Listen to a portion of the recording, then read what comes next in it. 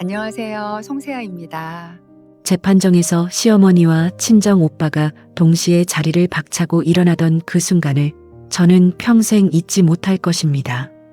판사님이 조용히 하십시오를 3번이나 반복하시는 동안 저는 두 손을 무릎 위에 얹고 그 방 허공만 바라보고 있었습니다.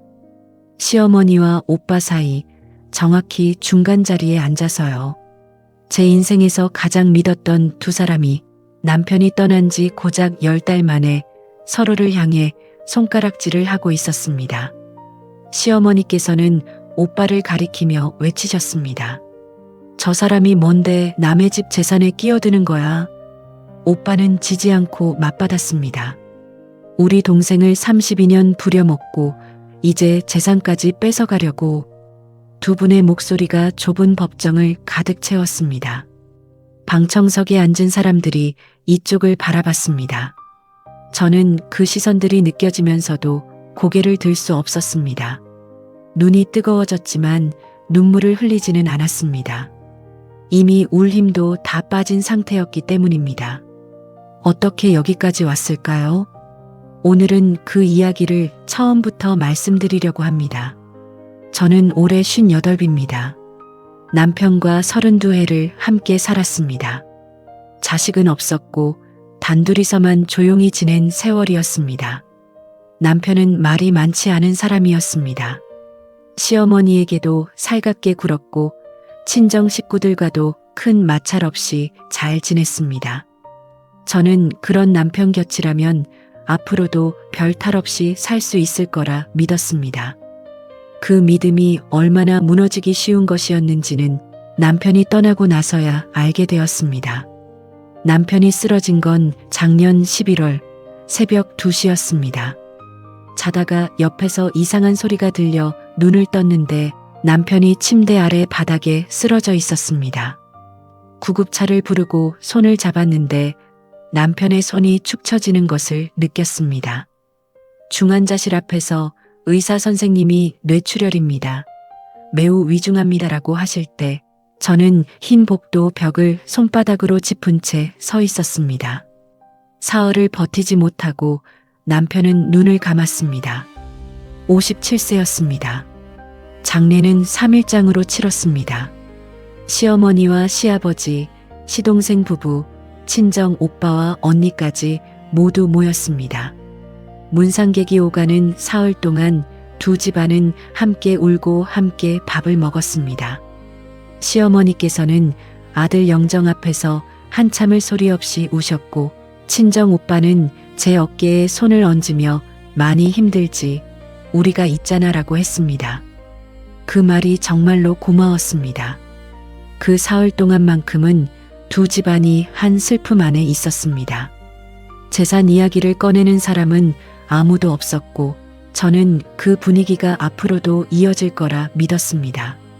얼마나 순진한 기대였는지는 49제가 끝나는 날 알게 되었습니다. 49제 아침이었습니다. 절에서 제사를 마치고 주차장으로 걸어 나오는데 시어머니께서 뒤에서 제 팔을 잡으셨습니다. 차갑고 마른 손이었는데 악력이 예상보다 훨씬 강했습니다. 영수가 오늘 저녁에 우리 집 들러라.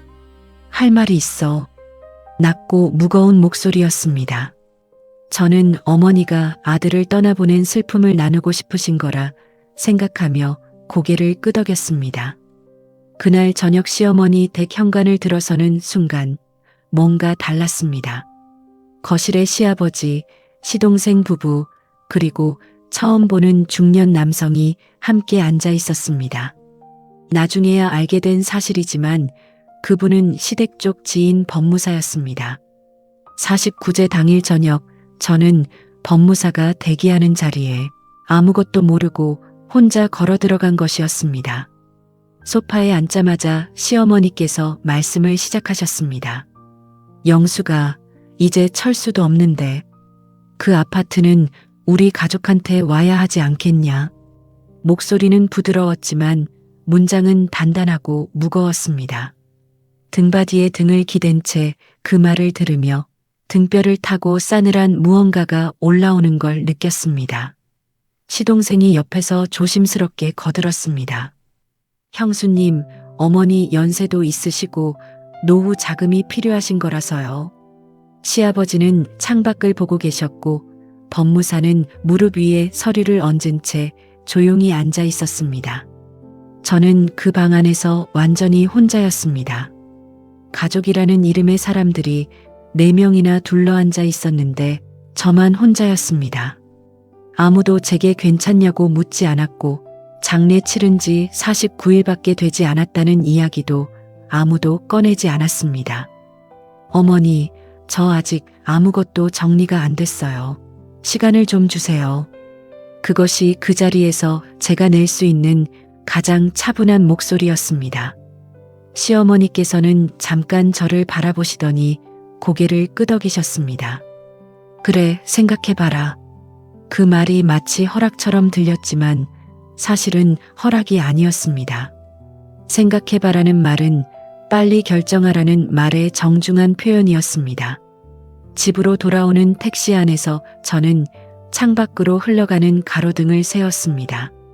숫자를 세는 동안만은 머릿속이 텅 비워지는 것 같았습니다. 그것이 그날 밤 제가 할 수 있는 유일한 일이었습니다. 이튿날 아침 친정 오빠에게서 전화가 왔습니다. 어디서 들었는지 전날 시어머니 댁자리 이야기를 이미 알고 있었습니다. 제가 입을 열기도 전에 오빠가 먼저 말했습니다. 영수가 절대 팔지 마. 한 푼도 주지 마. 내가 그 집에서 32년을 어떻게 살았는데. 단호하고 빠른 목소리였습니다. 저는 전화기를 귀에 댄 채 부엌 창밖을 바라봤습니다. 11월의 나뭇가지가 잎을 다 떨군 채 바람에 흔들리고 있었습니다. 저 나무처럼 나도 지금 아무것도 없이 서 있구나. 그런 생각이 들었습니다. 그날부터 두 집안이 동시에 움직이기 시작했습니다. 시어머니께서는 이틀에 한 번씩 전화를 하셨습니다. 처음엔 안부로 시작해서 두 번째 문장쯤 되면 어김없이 아파트 이야기가 나왔습니다. 영수가 생각 좀 해봤어? 어머니, 아직이요. 그게 뭐가 어렵냐? 가족끼리 나누는 건데. 통화가 끝날 때마다 저는 핸드폰을 식탁 위에 내려놓고 잠시 움직이지 않았습니다. 어머니 말씀이 틀리다 할 수 없고 그렇다고 맞다고도 할 수 없었습니다. 우리 부부가 함께 모아 장만한 아파트였지만 결혼 초기에 시댁이 전세 보증금 일부를 보태준 것도 사실이었으니까요. 저는 그 경계 어딘가에서 갈피를 잡지 못한 채 서 있었습니다. 오빠는 주말마다 찾아왔습니다. 언니도 따라올 때가 많았습니다. 오빠는 식탁에 앉자마자 인쇄해 온 서류를 펼쳐놓으며 말했습니다. 영수가 배우자는 법적으로 1.5배를 받아. 법이 내 편이야. 언니는 부엌에서 뭔가를 차리면서 오빠 말 맞아 우리가 도와줄게라고 했습니다. 저는 그 두 사람 앞에서 밥을 먹으며 고개를 끄덕였습니다. 그런데 언제부턴가 그 도와줄게라는 말이 위로인지 압박인지 경계가 허물어지는 느낌이 들었습니다. 오빠가 저를 진심으로 위한다는 건 알았습니다. 그런데 그 진심이 어느 순간부터 제 결정을 미리 정해놓는 방향으로 흘러가고 있었습니다. 겨울이 깊어지고 남편 없는 첫 명절이 왔습니다. 설 연휴, 저는 시댁에도 가고 친정에도 갔습니다. 시댁에서는 어색하게 밥을 먹으며 은근한 말들을 들었고 친정에서는 명절 음식을 먹는 도중에 오빠가 또 서류를 꺼내 들었습니다. 두 집을 다 돌고 저녁에 혼자 집으로 돌아왔을 때 현관문을 닫고 나서 한동안 그 자리에 서 있었습니다. 외투도 벗지 않은 채 어두운 현관에서요. 온종일 들은 말들이 머릿속에서 웅웅거렸습니다. 그 무렵부터 밥이 제대로 넘어가지 않기 시작했습니다. 아침은 커피 한 잔으로 때우고 저녁엔 국만 끓여놓고 몇 술 뜨다 그릇을 내려놓았습니다. 몸무게가 줄어드는 걸 알면서도 딱히 뭘 먹고 싶다는 생각이 들지 않았습니다. 새벽에 자꾸 눈이 떠졌습니다. 어둠 속에서 천장을 바라보며 무언가 결정해야 한다는 무게는 느끼는데 그게 무엇인지 아직 알 수 없었습니다. 그러던 어느 날 시어머니 측 법무사 명의로 내용 증명이 날아왔습니다. 겉봉을 열자 공식 서류 안에 문자 메시지 캡처 사진이 첨부되어 있었습니다. 남편이 시어머니에게 보낸 문자였습니다. 엄마, 나중에 그 아파트는 엄마가 쓰시게 해드릴게요.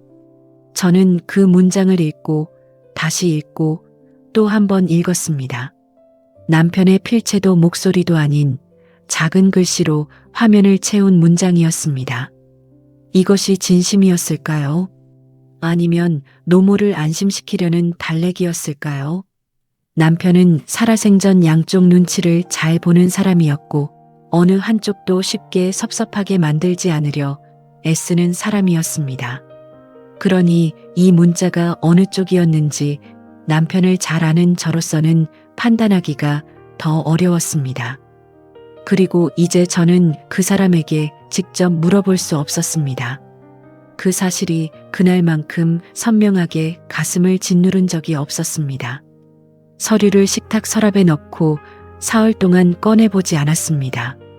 사흘 내내 그 서랍 쪽을 의도적으로 바라보지 않으며 지냈습니다. 사흘째 되는 날 결국 오빠에게 전화했습니다. 오빠는 내용을 듣자마자 단호하게 말했습니다. 그거 법적 효력 없어? 공증도 없고 유언장도 아니야. 걱정 마. 저는 그 말을 믿고 싶었습니다. 하지만 그 확신이 오빠의 것인지 제 것인지 구분이 되지 않았습니다. 그 내용 증명을 계기로 시댁에서는 정식 변호사를 선임했고 며칠 후 협의 요청 공문이 등기로 도착했습니다. 공문을 받은 날 저녁 오빠가 달려와서 지인 변호사를 소개해 주었습니다. 이제부터는 법으로 가야 해. 절대 흔들리면 안 돼. 오빠는 목소리에 힘을 주며 말했습니다. 그렇게 두 집안 사이에 변호사가 한 명씩 들어섰습니다. 친정과 시댁을 가르는 경계선이 법적으로 그어지는 순간이었습니다. 이게 정말 내가 원하는 방향인가? 처음으로 그 질문이 올라왔습니다. 하지만 이미 두 집안이 서로를 향해 본격적으로 걸음을 옮긴 뒤였고 저는 그 사이에서 멈출 수 없는 상황이 되어 있었습니다. 봄이 되어 첫 조정 기일이 잡혔습니다. 법원 인근 조정실에 양측 변호사가 마주 앉았고 저는 그 중간 자리에 혼자 앉아 양쪽을 번갈아 바라봤습니다. 시어머니께서는 저와 눈을 맞추지 않으셨습니다. 오빠는 팔짱을 끼고 턱을 당긴 채 앉아 있었습니다. 변호사들이 각자의 주장을 풀어놓는 동안 저는 이 방의 가장 중요한 인물이 저 자신이라는 걸 알면서도 아무도 제게 먼저 말을 걸지 않는다는 사실을 느꼈습니다. 이것이 나를 위한 싸움이 맞는가? 가슴 한편에서 그 질문이 조용히 올라왔습니다. 1차 조정은 결렬되었습니다. 나오는 길에 오빠는 잘 됐어라고 했고 시어머니는 아무 말씀 없이 빠르게 차에 오르셨습니다. 저는 법원 앞 벤치에 잠시 앉았습니다. 봄 햇살이 따뜻했지만 몸 안어딘가는 여전히 차가웠습니다. 조정 결렬 이후 소송이 정식으로 제기되었습니다. 이제 두 집안이 법원 기록 위에서 공식으로 적이 되는 일이었습니다. 각자 저를 위한다고 말했지만 어느 쪽도 제게 먼저 요즘 밥은 잘 먹고 있냐고 묻지 않았습니다. 그 무렵부터 저는 아침마다 아파트 단지 안을 걷기 시작했습니다. 30분씩 걷는 것이 습관이 되었는데 건강을 위해서가 아니었습니다. 집 안에 있으면 전화가 오고 문자가 오고 뭔가를 결정해야 한다는 압박이 왔습니다. 걷는 동안만큼은 그것들로부터 잠시 멀어질 수 있었습니다. 단지 암벚나무의 꽃이 활짝 핀 어느 아침, 저는 걷다가 문득 멈춰섰습니다. 꽃잎 하나가 바람에 날려 제 어깨에 앉았다가 소리 없이 떨어졌습니다. 나는 지금 무엇을 위해 이 싸움 한가운데 서 있는가? 시어머니를 이기기 위해서인가? 오빠를 믿어서인가? 아니면 내가 원해서인가? 그 질문이 가슴 안에서 맴돌기 시작했습니다. 답을 찾기까지는 아직 한 계절이 더 필요했습니다. 여름이 시작되면서 법원 첫 기일이 잡혔습니다. 저는 오빠와 함께 법원에 도착했고 시어머니 측에서는 시어머니와 시동생이 나왔습니다. 복도에서 마주쳤을 때 시어머니께서 저를 보셨습니다. 그 눈빛이 이상했습니다. 따뜻함도 원망도 아니었습니다. 오래 거래한 상대를 바라보는 것 같은 낯선 눈빛이었습니다. 저는 가볍게 고개를 숙였고 시어머니는 아무 말씀 없이 법정 안으로 들어가셨습니다. 법정 안에서 양측 변호사들이 각자의 주장을 읽어내려갔습니다. 시어머니 측에서는 남편의 문자 메시지와 결혼 당시 시댁이 지원한 전세 보증금 내역을 증거로 제출했습니다. 우리 측에서는 이후 부부가 공동으로 자금을 조성해 분양받은 경위와 법적 상속 권리를 주장했습니다. 저는 뒤편 자리에 앉아 그 모든 말들이 제 귀를 통과하는 걸 느꼈습니다. 제 삶이 저 앞에서 서류 더미로 낭독되고 있었습니다. 32회의 결혼 생활이 두 집안의 관계가 모두 숫자와 날짜와 법 조문으로 환원되고 있었습니다. 기일을 마치고 복도로 나오는데 갑자기 목소리가 높아지는 소리가 들렸습니다. 시어머니와 오빠가 복도 한가운데서 마주 선 것이었습니다. 변호사들이 양쪽을 달래려 했지만 두 분 모두 쉽게 물러서지 않으셨습니다. 당신이 뭔데 이 집안일에 끼어드는 겁니까? 우리 동생이 지금 어떤 상황인지 알기나 해요. 법원 복도가 쩌렁쩌렁 울렸습니다. 지나가던 사람들이 걸음을 멈추고 쳐다봤습니다.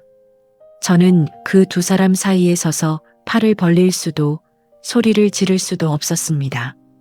다리가 굳어서 그 자리를 움직일 수조차 없었습니다. 그날 밤 집으로 돌아와 소파에 앉은 채 한동안 일어나지 못했습니다. 두 사람의 목소리가 귓속에서 계속 울렸습니다. 시어머니의 목소리와 오빠의 목소리가 번갈아 들려왔습니다. 어느 쪽도 제 이름을 부르고 있지 않았습니다. 그 싸움 안에 저는 없었습니다. 이유가 되고 있을 뿐이었습니다. 그날 밤 저는 남편이 그리워 핸드폰에 남겨진 남편의 문자를 열어보았습니다. 삭제하지 않고 남겨뒀던 남편의 문자들이 거기 있었습니다. 마지막 문자는 쓰러지기 이틀 전에 온 것이었습니다. 저녁에 뭐 먹을까? 내가 사갈게. 짧고 평범한 문장이었습니다. 저는 그 문자를 오래 들여다봤습니다. 남편이 그 문자를 보내던 순간 이 집이 두 집안의 전쟁터가 될 거라는 걸 그 사람은 알고 있었을까요? 저는 핸드폰을 내려놓고 눈을 감았습니다. 창밖에서 바람 소리가 들렸습니다. 그리고 그 바람 소리 사이로 오늘 법정 복도에서 들었던 낯선 말 한마디가 갑자기 떠올랐습니다. 기일을 마치고 나오던 길에 시동생이 저를 잠깐 불러 세웠습니다. 오빠와 시어머니가 복도에서 다투기 직전이었습니다. 시동생은 목소리를 낮추며 말했습니다.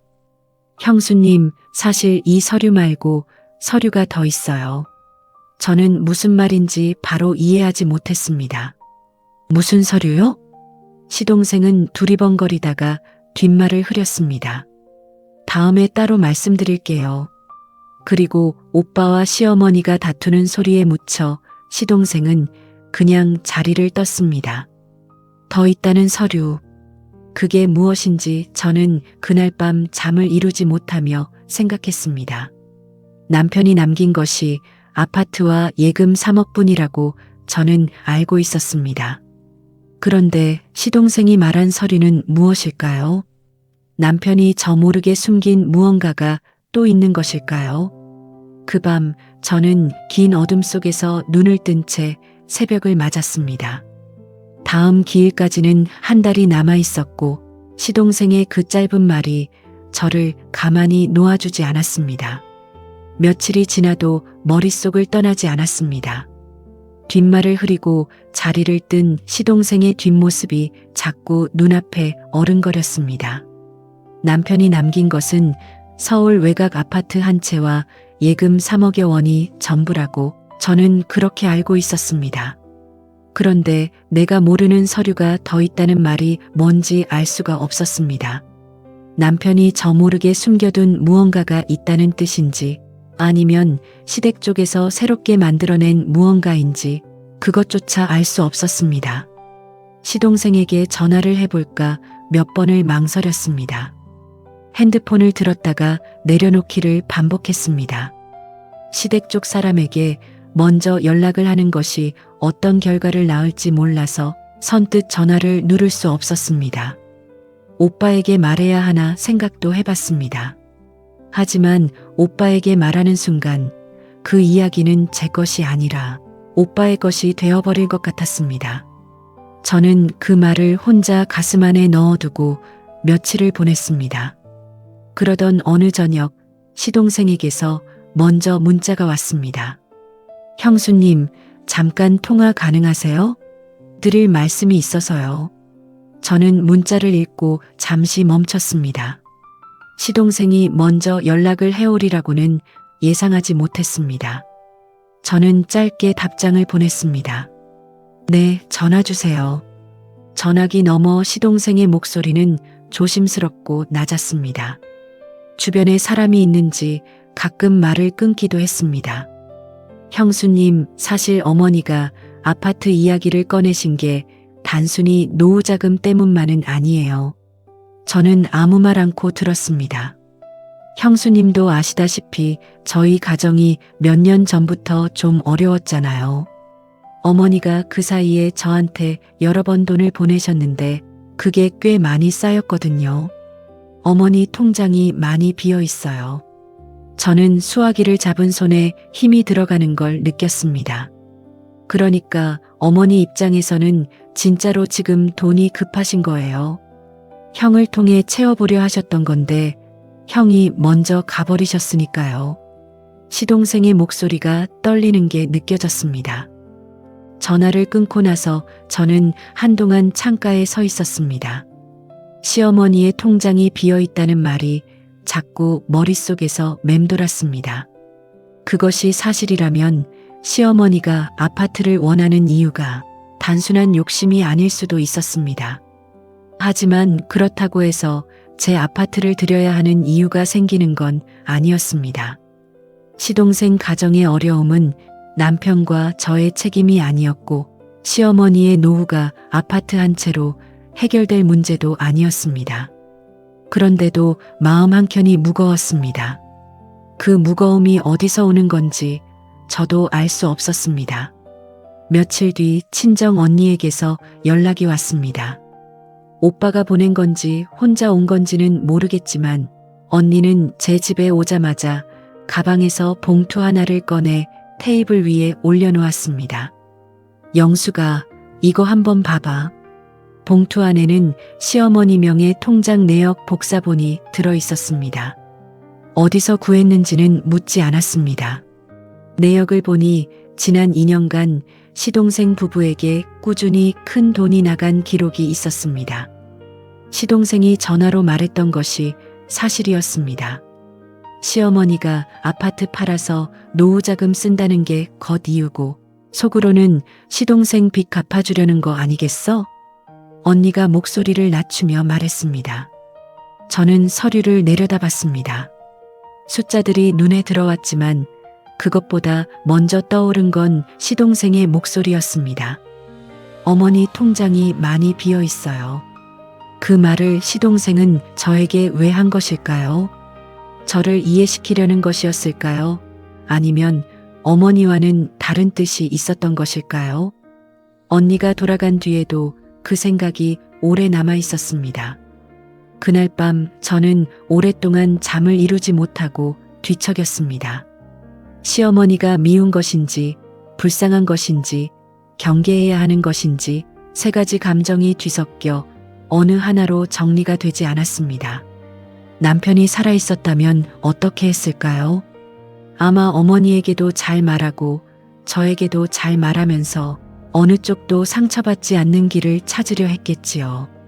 그런데 남편은 없었고 저는 혼자서 그 길을 찾아야 했습니다.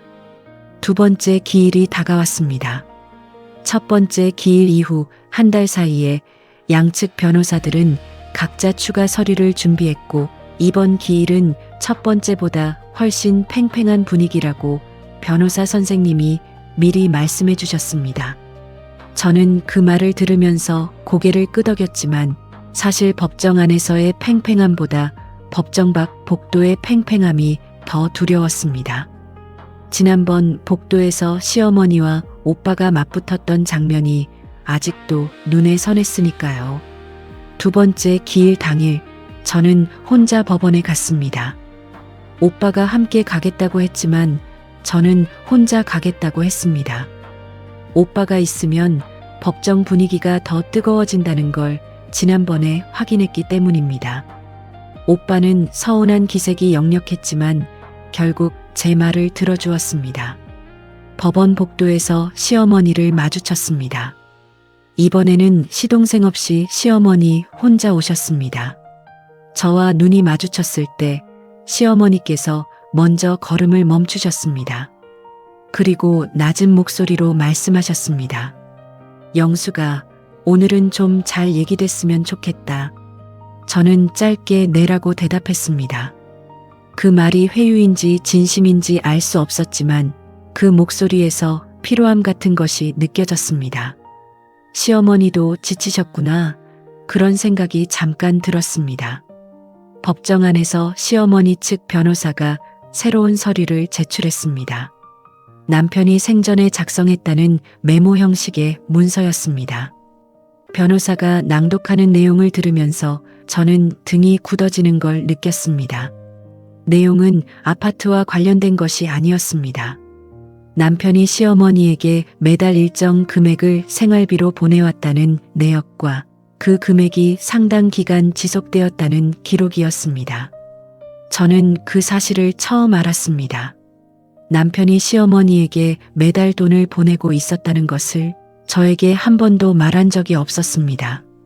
우리 부부의 가게는 제가 관리했는데 그 돈이 어디서 나왔는지 저는 그 순간까지 알지 못했습니다. 법정 밖으로 나오면서 머릿속이 먹먹했습니다. 남편이 시어머니에게 매달 돈을 붙여왔다는 사실 자체보다 그것을 저에게 말하지 않았다는 것이 더 크게 와닿았습니다. 비밀이라고 할 만한 것도 아니었습니다.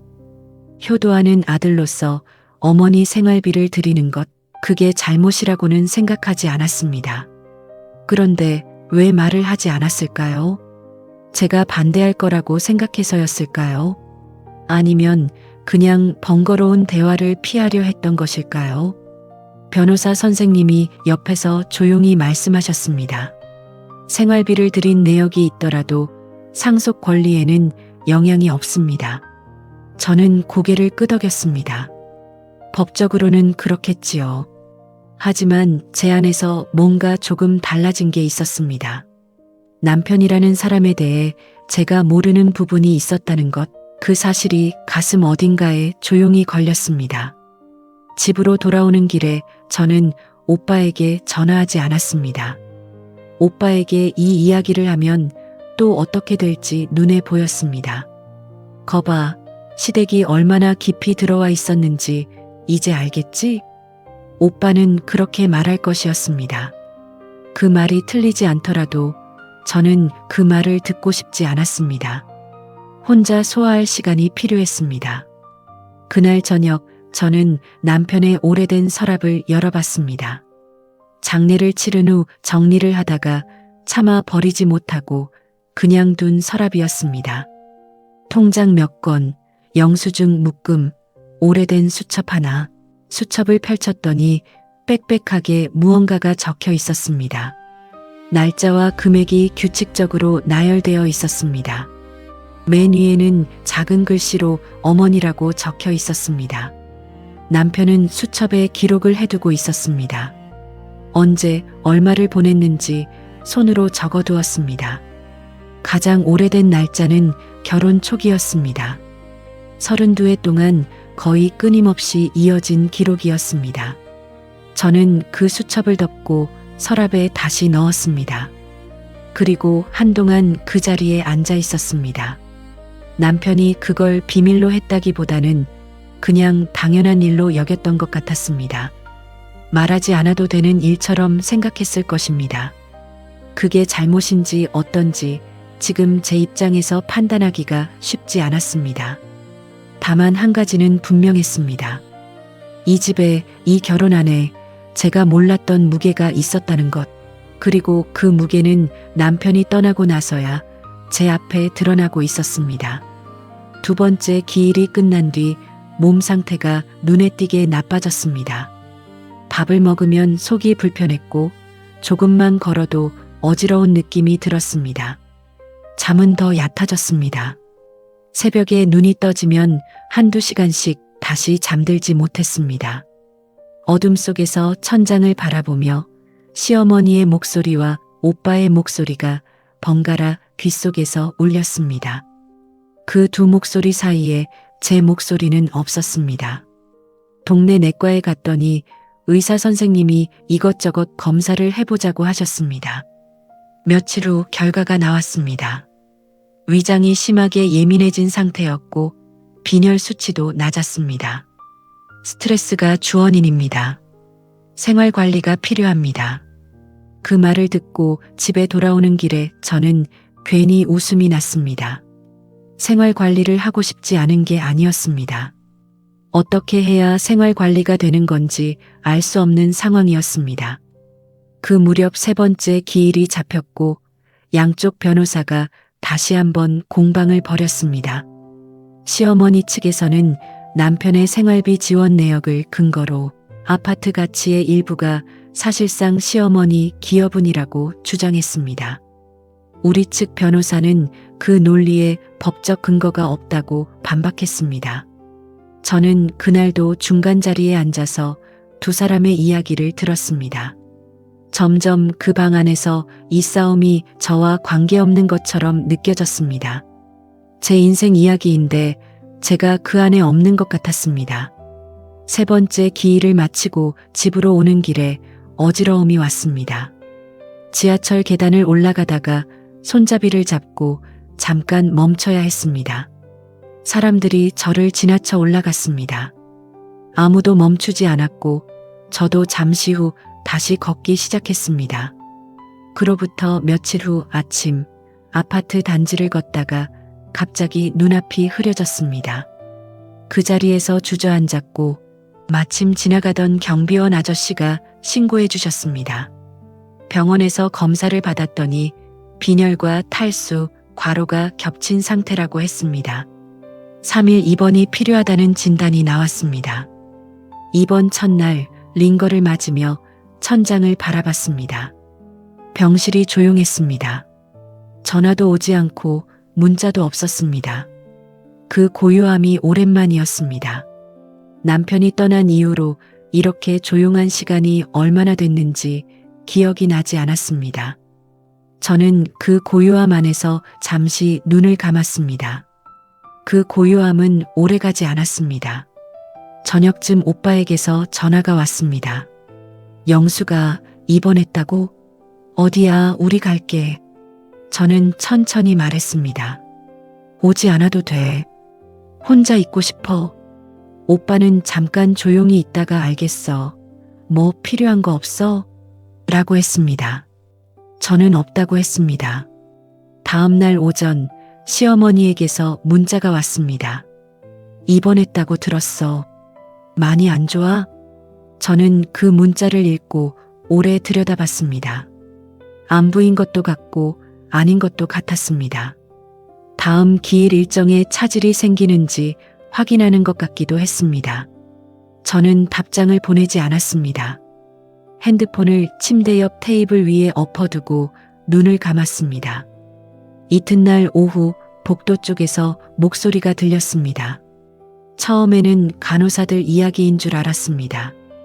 그런데 목소리가 점점 가까워지면서 익숙한 오빠의 목소리였습니다. 그리고 시어머니의 목소리도 들렸습니다. 두 분이 같은 날, 같은 시간에 병원에 오신 것이었습니다. 영숙이 병원비는 어떻게 되는 거야? 오빠의 목소리였습니다. 그게 우리가 알 바예요? 지금 소송 일정이 더 문제라고요. 시어머니의 목소리였습니다. 아니, 지금 사람이 입원해 있는데 소송 일정이 먼저예요? 그럼 지금 여기 와서 뭘 해결하려고 왔어요? 병실 문이 닫혀 있었는데도 그 말들이 선명하게 들어왔습니다. 저는 링거줄을 잡은 채 눈을 뜨지 않았습니다. 두 사람 모두 저를 보러 온 게 아니라는 걸 알고 있었습니다.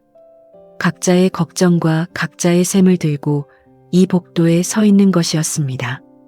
제가 살아있는 동안 이 사람들이 이렇게까지 할 거라고는 생각하지 못했습니다. 복도 소리가 잠잠해진 뒤 저는 한참 동안 천장을 바라봤습니다. 눈물이 날 것 같았지만 나오지 않았습니다. 이미 다 말라버린 것 같았습니다. 그 대신 아주 조용하고 차가운 생각 하나가 머릿속에 들어왔습니다. 나는 지금 이 싸움에서 무엇을 얻고 있는가? 3일 만에 퇴원했습니다. 병원을 나서는 날 날씨가 맑았습니다. 혼자 택시를 타고 아파트로 돌아오는 길에 창밖을 내다봤습니다. 서울 외곽도로 옆으로 가을이 한창이었습니다. 낙엽이 쌓인 인도 위로 사람들이 걸어가고 있었습니다. 저도 저 가운데 한 명이고 싶었습니다. 아무 일도 없는 얼굴로 걸어가는 사람 중 한 명이었음 하는 바램말입니다.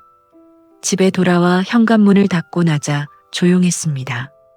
두 집안의 목소리도 전화 진동도 없었습니다. 저는 부엌에 앉아 물을 한 잔 끓여 천천히 마셨습니다.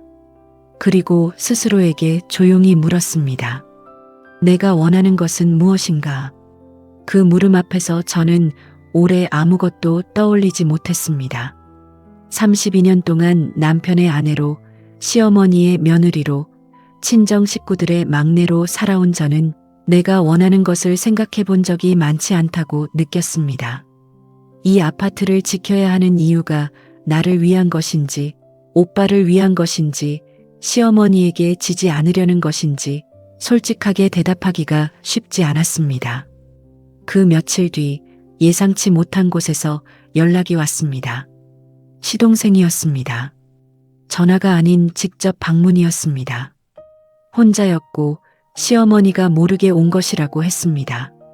시동생은 제 집 식탁 앞에 앉아서 한참 뜸을 들이다가 입을 열었습니다. 형수님, 사실 이번 소송에서 어머니 승소 가능성이 높지 않다는 건 저도 알아요. 변호사도 그렇게 얘기했고요. 저는 조용히 들었습니다. 근데 어머니가 멈추질 않아요. 이미 너무 멀리 오셨고 자존심 문제가 됐어요.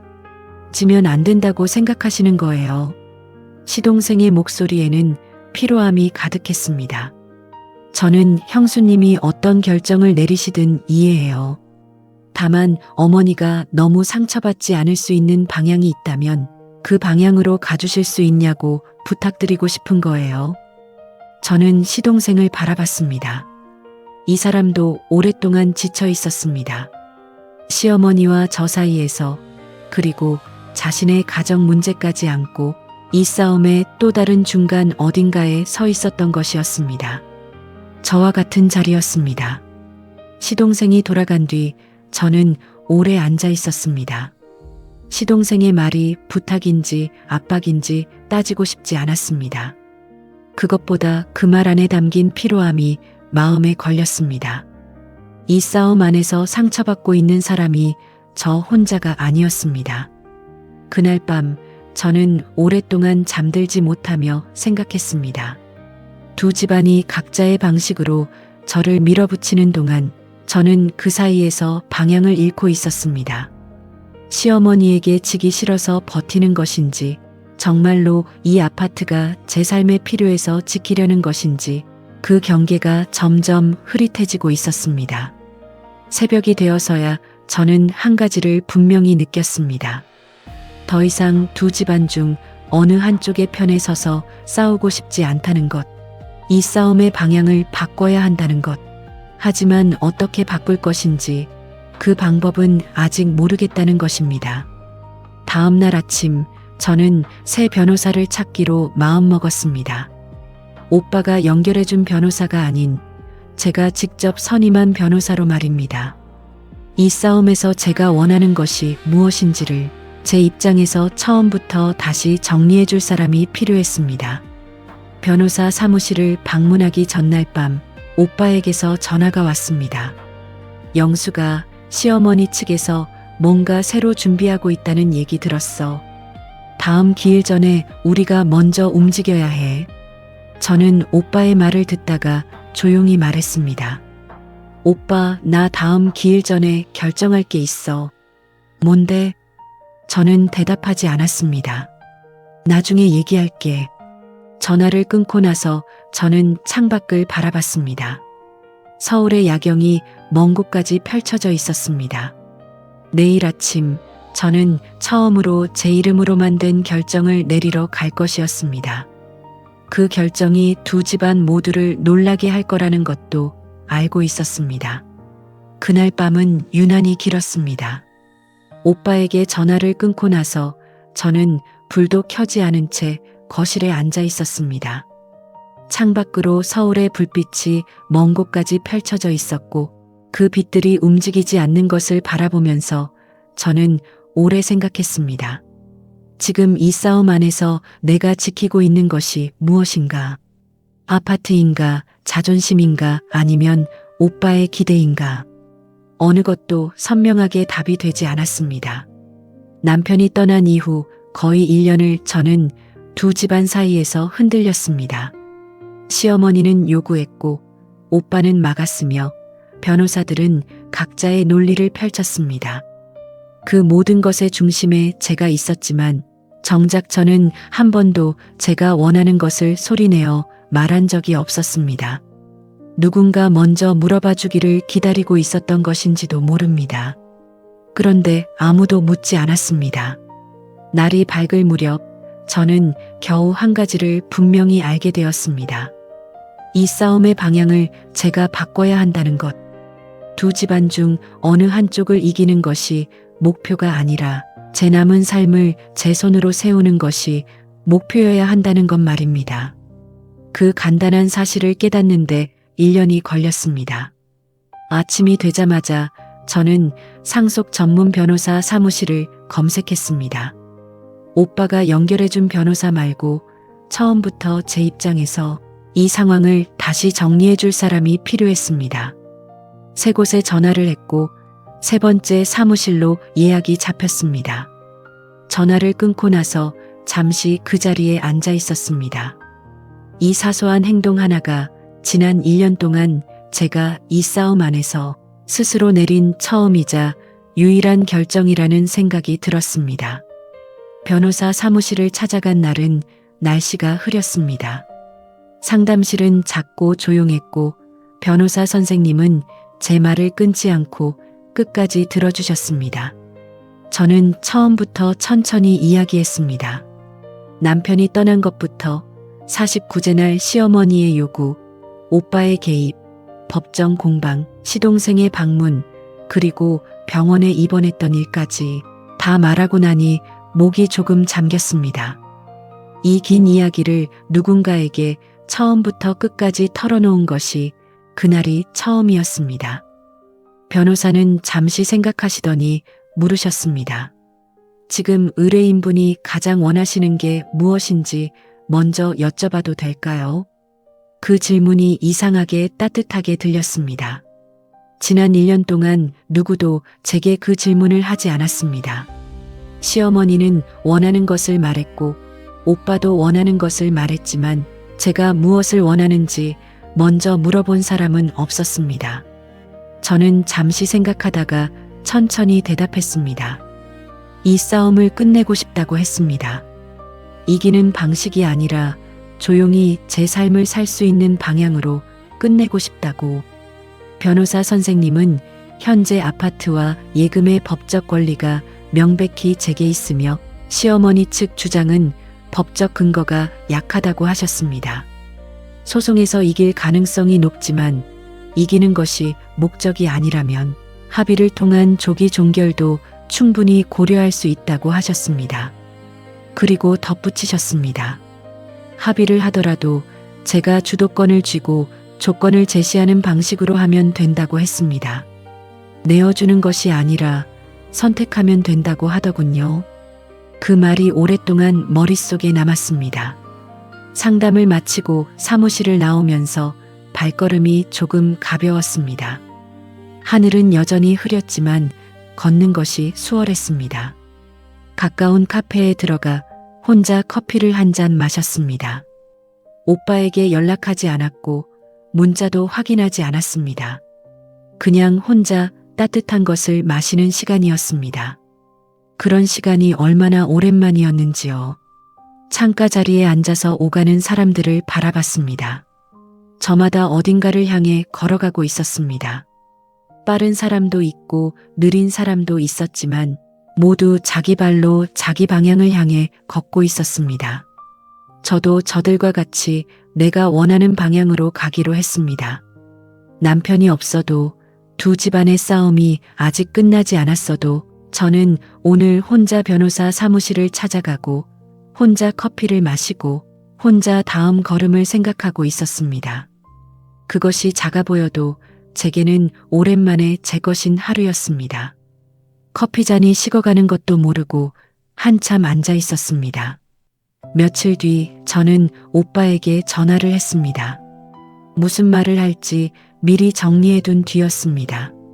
변호사를 바꿨다고 합의 방향으로 끝내려 한다고 했습니다.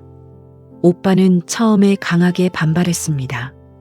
이기고 있는 싸움을 왜 끝내느냐고 우리가 얼마나 도왔냐고 했으나 저는 차분하게 말했습니다. 이기는 것이 목적이 아니라 내 몸이 버티지 못하고 있고 빨리 끝내는 것이 나한테는 이기는 것이라고 말했습니다. 오빠는 한동안 말이 없었습니다. 그러다 낮게 한마디를 했습니다. 내가 결정한 거니까 그렇게 해. 그 짧은 말이 생각보다 크게 울렸습니다. 오빠도 결국 저를 가장 먼저 생각하는 사람이었습니다. 방식이 달랐을 뿐이었습니다. 시어머니께는 새 변호사를 통해 합의 의향을 전달했습니다. 그리고 여기서 첫 번째 반전이 일어났습니다. 답이 온 곳은 시어머니가 아니라 시동생이었습니다. 시어머니께서 합의 의향이 있으시다는 것을 시동생이 먼저 저에게 전해온 것이었습니다. 소송에서 절대 물러서지 않을 뿐이라고 생각했는데 시어머니도 이미 지치셨던 것이었습니다. 오래 버티는 것이 두 집안 모두에게 소모전이라는 걸 어느 시점부터 알고 계셨던 것 같았습니다. 다만 먼저 손을 내미는 것이 자존심 문제였을 뿐이고 제가 먼저 합의 의향을 전달하자 그 길이 열린 것이었습니다. 조율이 시작되면서 두 번째 반전이 찾아왔습니다. 시어머니 측 변호사가 뜻밖의 말을 전해왔습니다. 시어머니께서 원하시는 것이 아파트 소유권이 아니라 매달 일정 금액의 정기 지원이라는 것이었습니다. 저는 그 말을 듣고 잠시 멈췄습니다. 처음 49제 날부터 아파트를 넘기라고 하셨고 그것이 이 모든 싸움의 출발점이었습니다. 그런데 정작 필요하셨던 것은 소유권이 아니라 안정적인 생활비였던 것입니다. 아파트를 요구하는 것이 가장 확실한 방법이라고 생각하셨던 건지 아니면 협상 과정에서 입장이 바뀐 것인지는 알 수 없었습니다. 분명한 건 이 싸움의 진짜 핵심이 아파트가 아니었다는 것입니다. 1년 가까이 아파트를 사이에 두고 두 집안이 싸워왔는데 필요했던 것은 따로 있었습니다. 그 사실을 알고 나자 오히려 마음이 가라앉았습니다. 허탈함인지 안도인지 두 가지가 함께 왔습니다. 합의 조건은 제가 직접 결정했습니다. 아파트 처분권은 제가 갖되 당장 팔지는 않기로 했습니다. 시어머니께는 매달 일정 금액을 정기 지원하기로 했으며 금액과 기간은 제가 감당할 수 있는 범위에서 정했습니다. 친정 쪽에는 별도로 드리는 것이 없었습니다. 오빠가 이 싸움에서 힘을 써준 것은 고맙지만 그것이 금전적인 대가를 받아야 하는 성질의 일은 아니었습니다.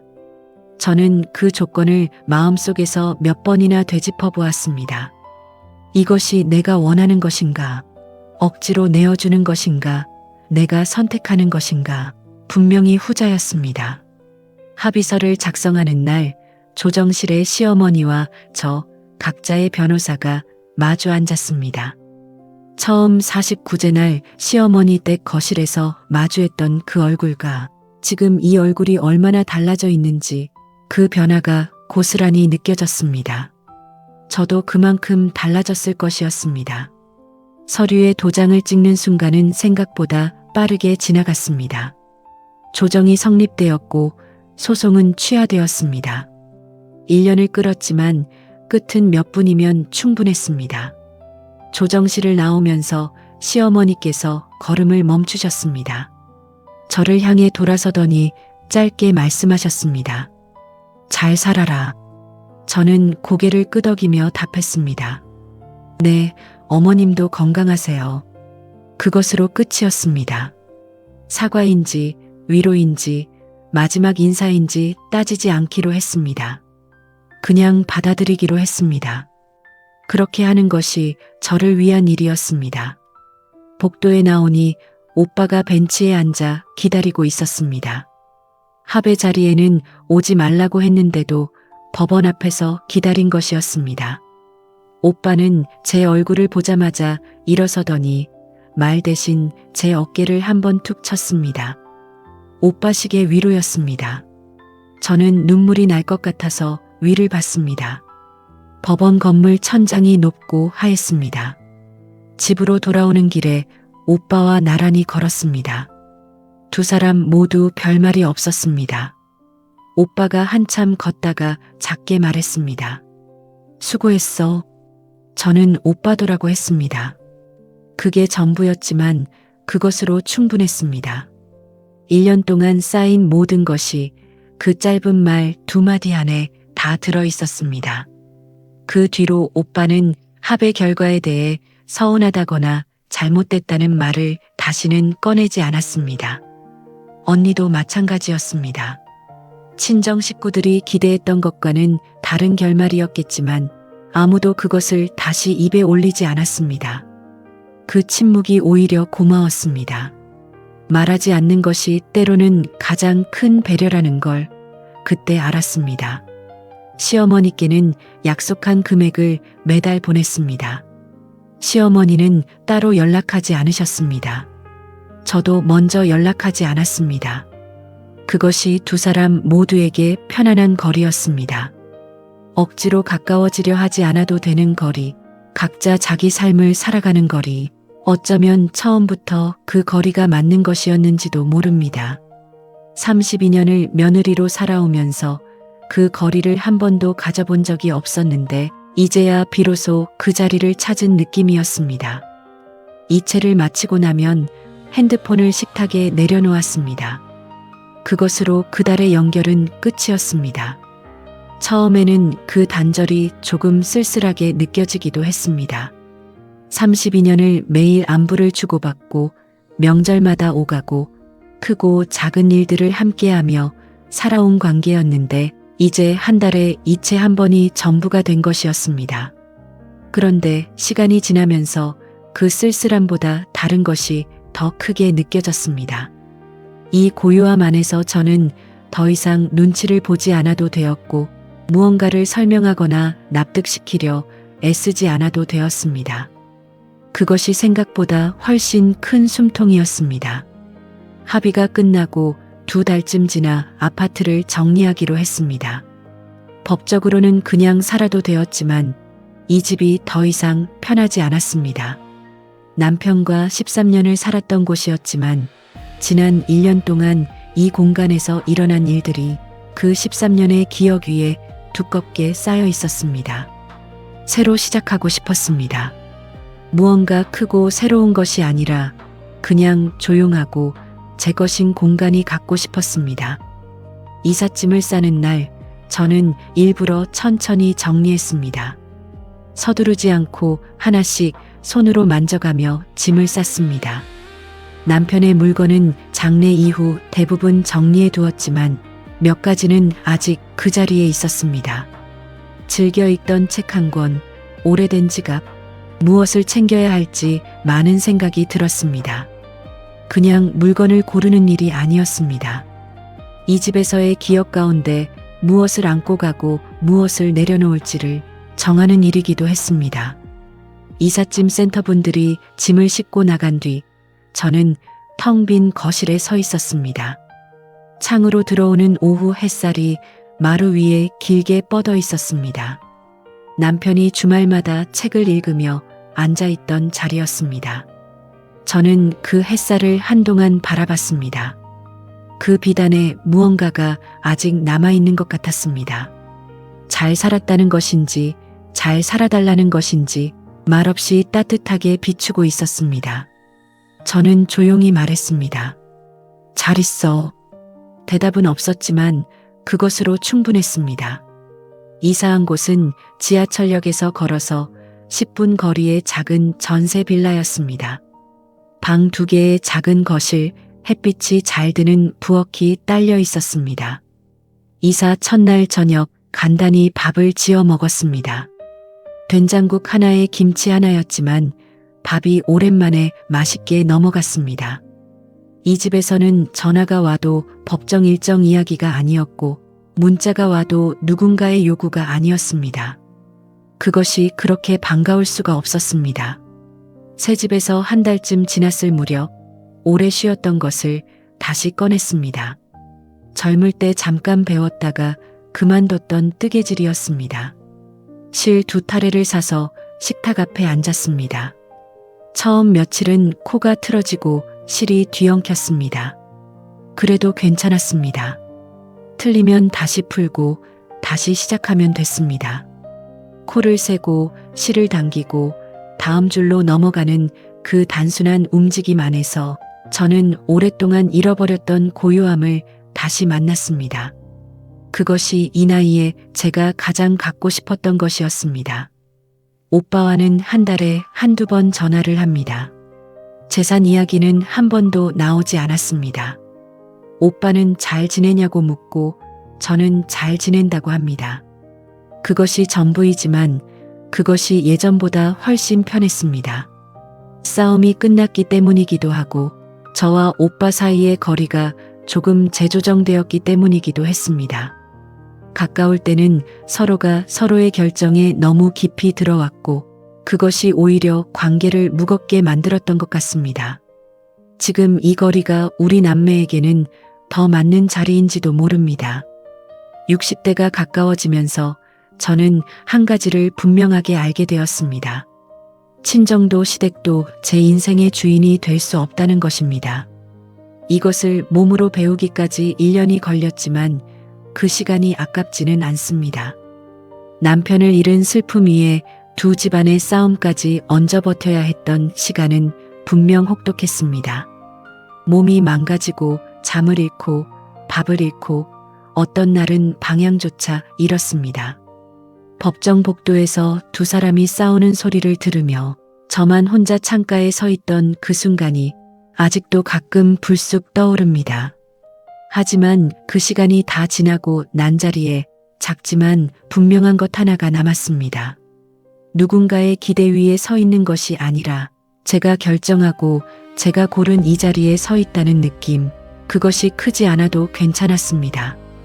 이 이야기를 들으시는 분들 가운데 지금 두 집안 사이에서 혼자 감당하고 계신 분이 계실 것입니다. 어느 편도 들기 어렵고 아무도 내 마음을 먼저 묻지 않는 자리에 계신 분이 계실 것입니다. 저는 그런 분들께 한 가지만 말씀드리고 싶습니다. 싸움보다 먼저 자기 자신을 돌봐야 합니다. 밥을 먹고 잠을 자고 가끔은 혼자 바깥 공기를 마시는 것, 그 단순한 것들이 결국 제가 결정을 내릴 수 있게 해준 힘이었습니다. 가족이라는 이름으로 모든 것을 요구받을 수 있지만 가족이라는 이름이 내 삶을 소유할 수는 없습니다. 저는 그것을 조금 늦게 알았지만 그래도 알게 되었습니다. 그것만으로도 충분히 다행이라고 생각합니다. 오늘도 뜨개 바늘을 손에 들고 식탁 앞에 앉아 있습니다. 창밖으로 저녁빛이 부엌 안으로 비스듬히 들어옵니다. 꽤 괜찮습니다. 감사합니다. 건강하세요. 저는 송세아였습니다. 감사합니다.